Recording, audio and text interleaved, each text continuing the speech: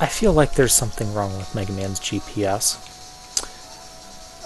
Okay. This is what I was referring to in Mega Man 1, where we have to refight all of the Robot Masters, but this time we have capsules that we can choose the order in which we go in.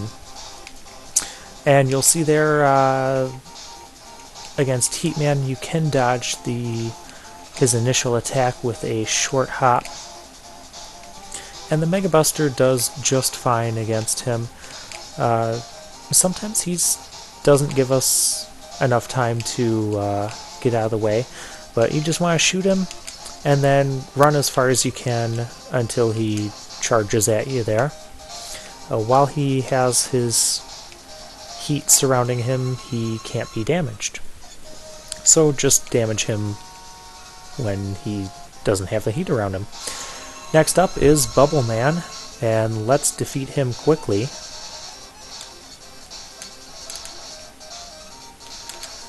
With the Quick Boomerang.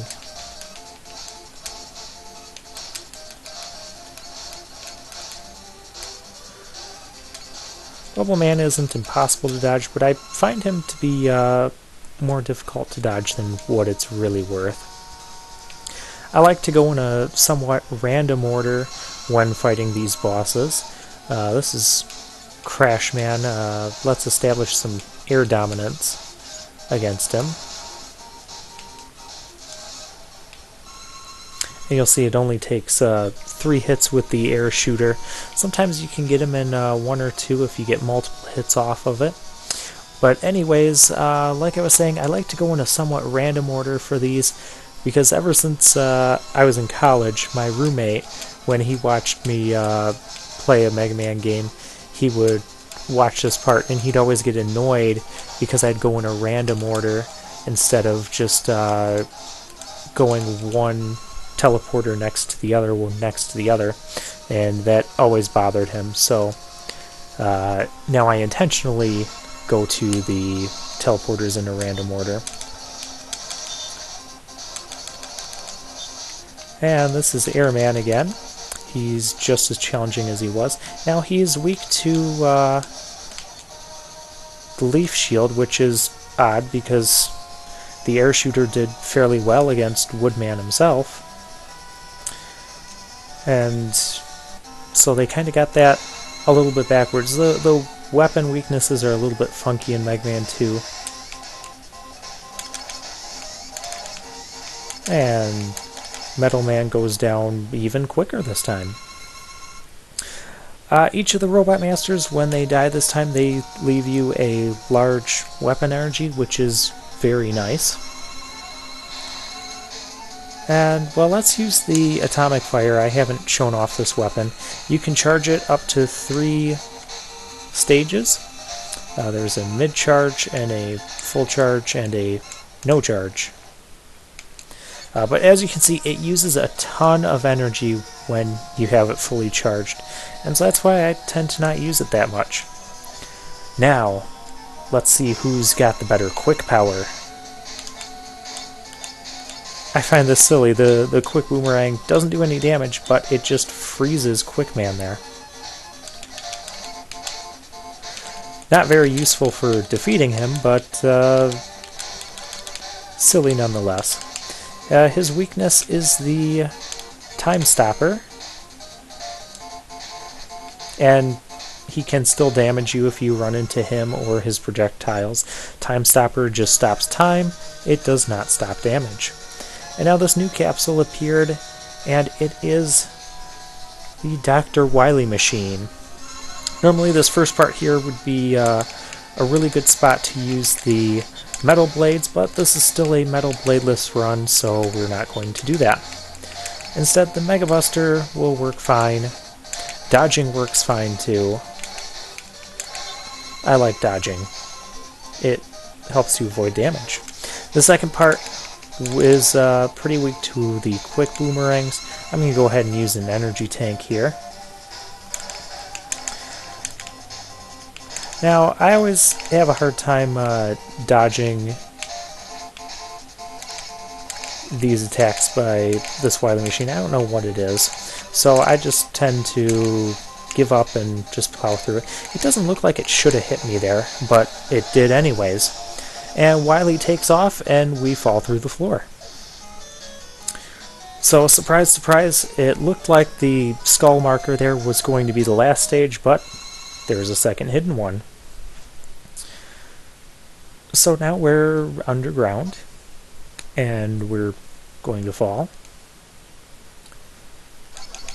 Now I decided to conserve some bubble lead against Heatman because we're going to need it against the final Wily here. His only weakness is the bubbles. Do be mindful of these little drops of lava or acid or whatever it is.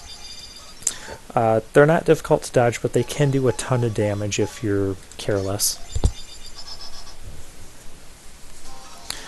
And now we'll battle with Dr. Wily himself, who happens to be an alien.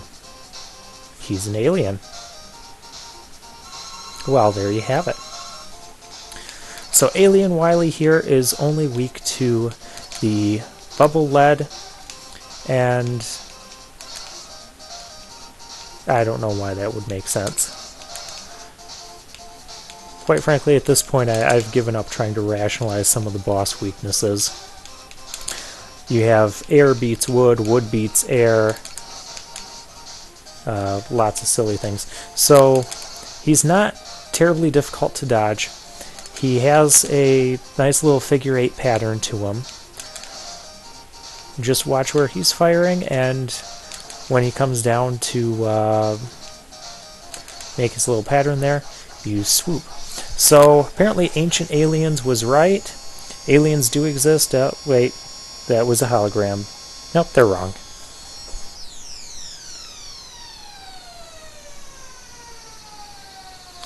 Alright, Wily. Your aliens failed. Your hologram failed.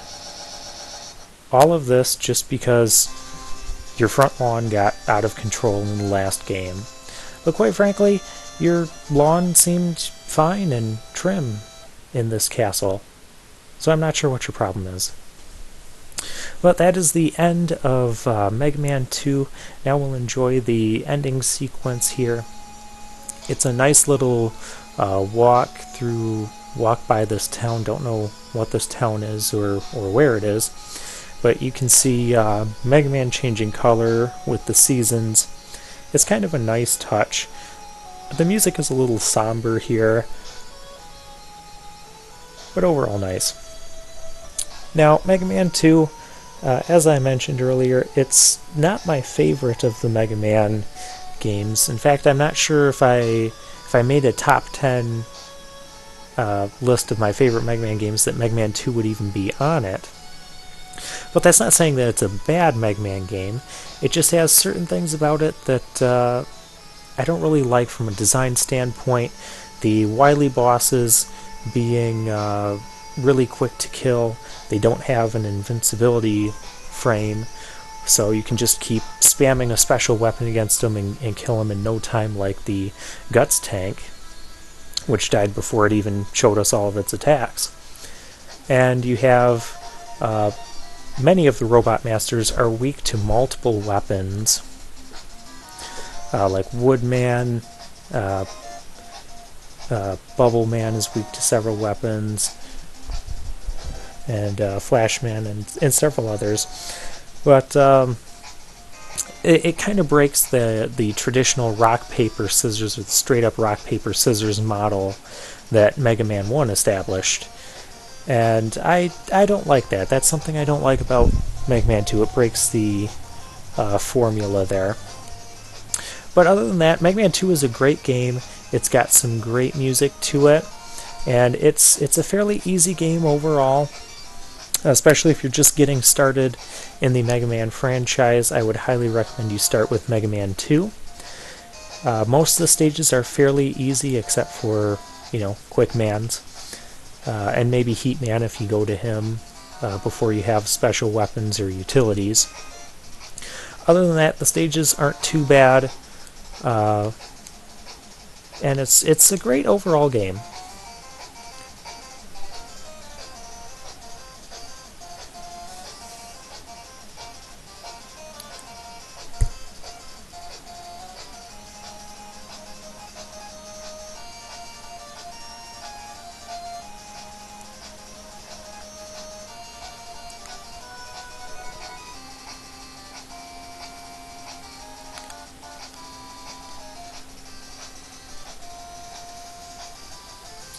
Alright, and this concludes our playthrough of Mega Man 2.